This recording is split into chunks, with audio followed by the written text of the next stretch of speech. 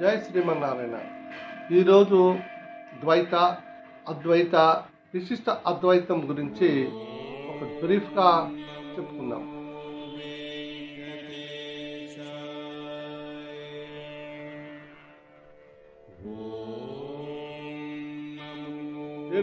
గోవింద గోవింద. ప్రఖ్యాతి చెందిన ద్వైత, విశిష్ట అద్వైత, అద్వైతం మధ్య భేదం ఏమిటి, ఆ సిద్ధాంతాల ప్రకారము ముక్తి ఏ విధంగా లభిస్తుంది మొదలైన విషయాల గురించి మనము చాలా తేలికైన మాటలో మనము చెప్పుకోవడానికి చెప్పే ప్రయత్నమే ఈ వీడియో. ముందుగా అద్వైతం గురించి చెప్పుకుందాం.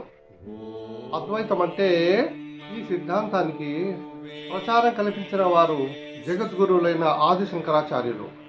అద్వైతం ప్రకారం జీవాత్మ, పదార్థం, పరమాత్మ అన్ని లేవు, ఉన్నది ఒకటే, అదే పరబ్రహ్మం. అజ్ఞానం వలన మనకి ఆత్మ, పరమాత్మ వేరువేరుగాని భ్రాంతి కలుగుతుంది.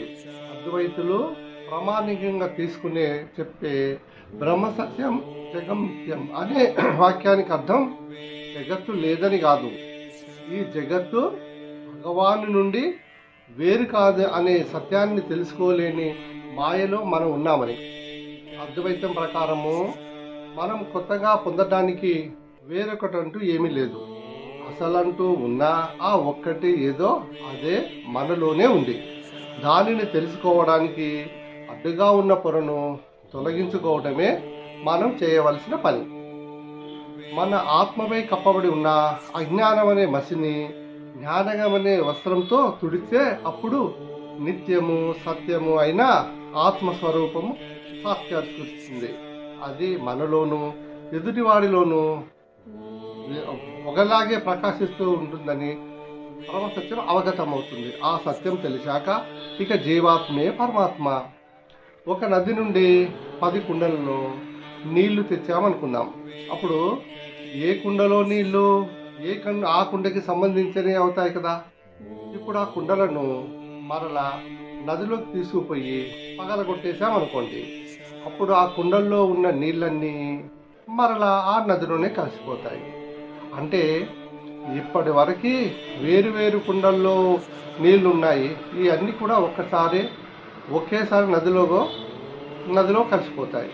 ఇక్కడ కుండలను, శరీరాలని, ఆ కుండల్లో ఉన్న నీటిని, జీవాత్మలని, ఆ నీటిని పరమాత్మని అనుకుంటే అద్వైత భావన కొంతవరకు అర్థమవుతుంది. దేహభ్రాంతి విచ్ఛిన్నమైతే ఆత్మ సాక్షాత్కారం లభిస్తుంది కదా, అదే అద్వైతం, అదే మోక్షం.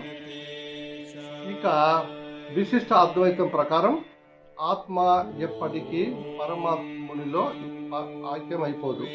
కాకపోతే విముక్తి పొందిన ఆత్మ భగవంతుని సాన్నిధ్యం మాత్రం పొందగలదు. మరలా శరీరాన్ని ధరించవలసిన అవసరం దానికి లేదు. అదే మోక్షం అంటే. ఇలాంటి ఆత్మలు అనేకంగా ఉంటాయి. అంటే ఈ సిద్ధాంతం ప్రకారం జీవాత్మ, పదార్థం అని రెండు పరమాత్మ ఆధారంగానే మనుగడ సాగిస్తుంటాయి. కానీ పరమాత్మలో కలిసిపోయేది మాత్రం కావు. ఇక్కడ పదార్థం అంటే జడమైనది, చైతన్యము లేనటువంటిది అని అర్థం చేసుకోవాలి. అలాగే పరమాత్మని చేరుకున్న ఆత్మలన్నీ సర్వవ్యాపకత్వం, సృజన శక్తి అనే 2 లక్షణాలని తప్ప భగవంతుణ్ణి మిగిలినటువంటి లక్షణాలని కలిగి ఉంటాయి. రామానుజాచార్యులు అద్వైతాన్ని అంగీకరిస్తూనే అద్వైతంలో అనేకత్వం ఉండటాన్ని మిమిడి ఉందని చేర్చడం వలన ఈ సిద్ధాంతానికి విశిష్ట అద్వైతం అనే పేరు వచ్చింది. ముక్తి పొందడానికి అద్వైతం జ్ఞాన మార్గాన్ని ప్రధానంగా చెబితే, త్రికరణ శుద్ధి కలిగిన భక్తి మార్గాన్ని విశిష్ట అద్వైతం చెబుతుంది. ఇక మధ్వాచార్యుడు ప్రబోధించిన ద్వైతంలోకి వద్దాం. ద్వైతం అన్న మాటని బట్టి చూస్తే ఇది అద్వైతానికి పూర్తిగా వ్యతిరేకమైనదని తెలుస్తుంది. ద్వైతం ప్రకారము పంచభేదాలు ఉన్నాయి. అవి జీవాత్మ, పరమాత్మ ఒకటి కాదు. అలాగే ఒక జీవాత్మకు వేరొక జీవాత్మకు మధ్యలో భేదం ఉంది. జీవాత్మ, పదార్థం కూడా వేరువేరు. పరమాత్మ పదార్థం కూడా భిన్నమైనవి. అసలు పదార్థంలో ఉన్న ఒక భాగం ఆ పదార్థంలోని వేరొక భాగం భిన్నంగానే ఉంటాయి.